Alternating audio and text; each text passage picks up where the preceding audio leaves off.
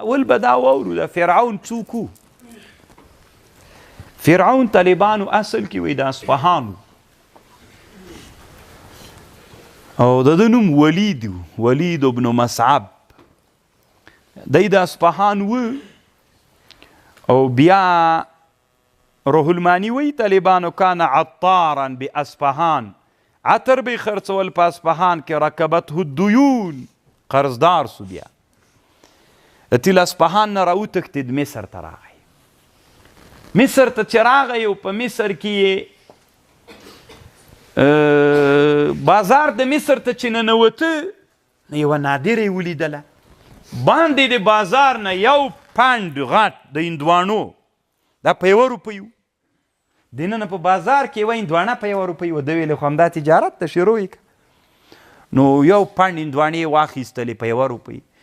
خو دا 100 دانې دي که 30 دي که 50 دي وي، دا به هغه ته ویسم دننه بازار ته په 1 روپۍ څومره ګټه ده. څه قمقل خلک دي. ستې بازار ته ننویسته. چې ننویسته حکومت ړنګ و. دلته مالیه ټیکس، والته ټیکس، والته ټیکس، والته ټیکس. مالیه یې ډېره اخیستله. هر پاټک ته به چې ورتله یوه هندوانه یې ترنه اخیستله چې کوم جي ته بازار ته رسېده چې د هندوانو د خرڅو یوه هندوانه پاتې سوه، یې په 1 روپۍ خرڅه کړه. ته ویلې چې دا ځکه داسې چل ده، دا خو دا راز ده پکې. بیا یې دا کار دې کار خوند ونه کړ.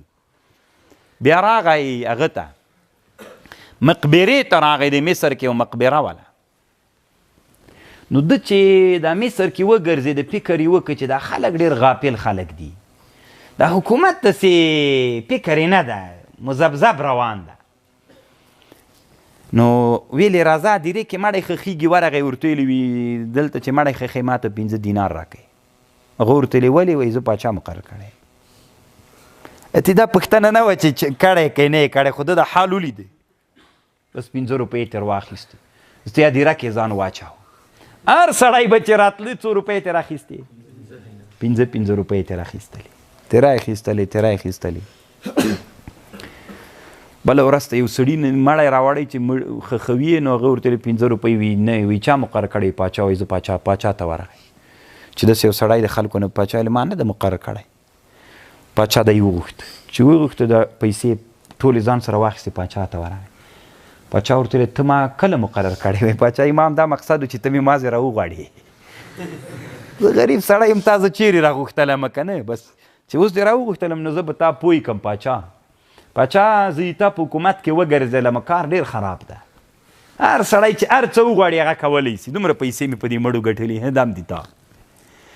خو ګوره زه یو امین سړی یم، دلته ما ځان سره مقرر که پاچایي به زه درښیم. پاچا ویلې ولا دا ډېر هوښیار سړی دی، بس ځان سره همدغه ولید ابن مصعب ځان داسې پر مخ باندې بوت که نه چې څنګه هغه بل د مصر واکمن مړ سو طالبانو، دی په جای باندې مقرر سو. اصل کې وي د اصفهانو طالبان.